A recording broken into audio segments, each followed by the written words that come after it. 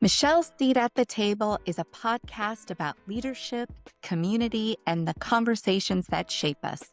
This is a space for those navigating the complexities of leading teams and building communities.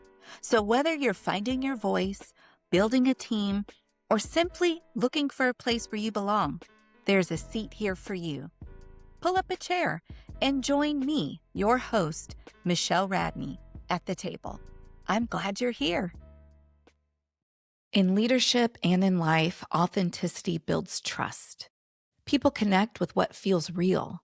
When you're an authentic leader, others don't have to guess who you are. They experience it. Authenticity means being genuine, real, and true to who you are in your words, actions, values, and intentions. For years, I struggled with the courage to show up as my authentic self. Welcome back to Michelle's Seat at the Table. I'm Michelle, and this podcast is a space for honest conversations about leadership, growth, community, and the moments that shape us. In my corporate career of over 25 years, I've climbed the ranks to executive roles in some of the world's largest and most successful companies. What I have learned is that leadership isn't just about titles or positions. It's about heart. It's about hurdles. It's about the people we bring along with us and invite to our table. Yeah, you've guessed it. Today, I want to talk about authenticity. Authenticity is such an important element of leadership, but honestly, the journey for me has been complicated. I am the only child of a teenage single mother. While we never had much money, I am grateful that I always was surrounded by love and by family. We moved a lot with my mom, sometimes living with my grandmother growing up in Phoenix. And in the late 80s, a show called A Different World came out. It was a spinoff to The Cosby Show and focused on student life at a fictional historically Black college. And for Black families in America, we were glued to the TV to watch. I had never seen people that looked like me on TV going to college. I didn't even know what an HBCU was or what college life really meant. Well, remember, I was Black and a teenager in Arizona. By then, I knew that the life I was living and the options that were in front of me were not ones I wanted. For another episode, but this is why representation matters. When I saw those kids that looked like me going to college, I knew then that I could do it too. I knew that a college education would give me so many options in life. The challenge was I couldn't clearly see a path to actually getting to college. I didn't have many examples of how it should be done. There was no guidance on how to actually get there. And in my senior year of high school, when kids started applying to college, it started to become a bit more clear. The first step is I had to decide where I wanted to go and apply. Growing up in Arizona, the colleges that I knew were Northern Arizona University in Flagstaff, University of Arizona in Tucson, and Arizona State in Tempe. Well, I chose ASU because it was the closest and to me the obvious choice. Bravely, I completed the application. Not like the kids today with a Common App or a website. This was a handwritten application. I had one problem. To submit the application, which required mailing it in with a stamp, there was a $40 fee, and I didn't have it. My mom didn't have it. I confided in one of my best friends at the time, who was also applying to schools. Her parents graciously and generously paid the $40 application fee. I applied to just one school, Arizona State, and I got in. College life was better than I imagined. I lived in a dorm as a freshman, later shared an apartment with my best friend. I worked on campus.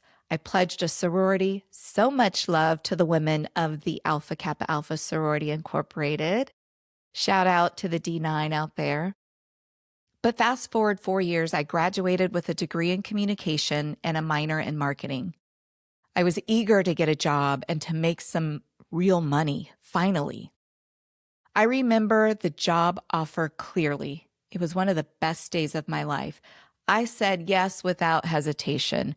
I didn't negotiate. I just said yes to a base salary of $31,500. I was hired as a medical sales representative, and I just felt like my life was finally about to change. I packed up my few bags, several boxes with hand-me-down household items, loaded a U-Haul truck, and drove from Phoenix to Sacramento, California, where I began my career. So when I showed up for work, I didn't know what real business or professional attire was. I had plenty of church attire. Think Southern Baptist church ladies from the 90s. Right. That was not professional or business attire. So I bought an inexpensive suit that looked like everyone else's. This was also a time in my industry where most of the sales representatives were white men, close to or over 40. I did my very best to fit in. I remember trying to look older than what I was, trying to not look like I came from such a humble background. The reality was I didn't fit in at all. I didn't look like them. I didn't sound like them. I didn't have the same upbringing. I didn't live in a big house with a partner, 2 kids, and a dog. What I knew was how to compete and how to win. I was a learner, a survivor, a fighter, and I was resilient.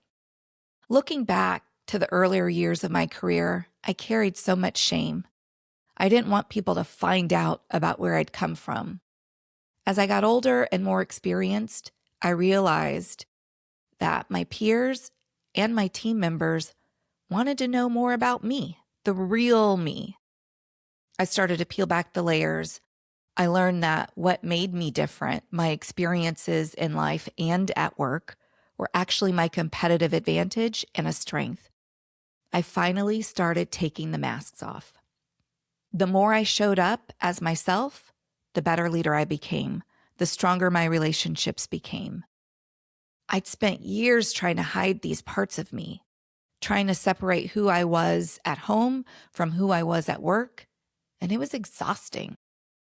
I find this to be true for so many of my friends and colleagues, especially women and people of color. For years, I walked into the office wearing a whole collection of them, carefully chosen and tightly strapped on depending upon what I needed to handle that day. There was the "I've got this" mask, smooth and completely calm, meant to reassure my team and those around me. Then there was the super optimistic cheerleader mask, all bright and full of motivational quotes, perfect for getting through a tough quarter. And then the picture-perfect professional mask, which hid any sign of feeling stressed, tired, or uncertainty. But seriously, what mask do you wear at work or maybe even at home? Take a minute and think about it. What identity do you slip into when you cross over the office threshold? Are you the hustler, always being busy, believing exhausted equals being valuable? Or are you the people pleaser, saying yes to everything, sacrificing your own boundaries just to keep the peace? Maybe you go for the stoic, never letting an emotion show, convinced vulnerability is a weakness. We put on these personas to survive, to feel successful, or just to fit in. They feel like shields that protect us, but honestly, they often become traps, stifling our real selves and blocking genuine connection. This intentional unmasking, recognizing, challenging, and finally taking off these self-imposed disguises is the first and maybe the toughest step towards a more balanced blending of your personal and your professional life. In simple terms, authenticity is courage to be yourself, unapologetically, inconsistently. To close this episode, I want to leave you with a few takeaways and why authenticity matters in leadership. It builds trust and connections. It strengthens relationships. It creates psychological safety. and it gives others permission to be themselves. Remember, people don't follow titles, they follow people they trust. Thank you for listening to Michelle's Seat at the Table. I'm so glad you pulled up a chair today. If this conversation resonated with you, share it with a friend or a colleague. Invite them to the table. There's always room. Also, remember to hit the follow or subscribe button, and please give us a 5-star rating on your favorite podcast platform. I'm Michelle Radney. Keep leading, keep growing, and making room for others at the table.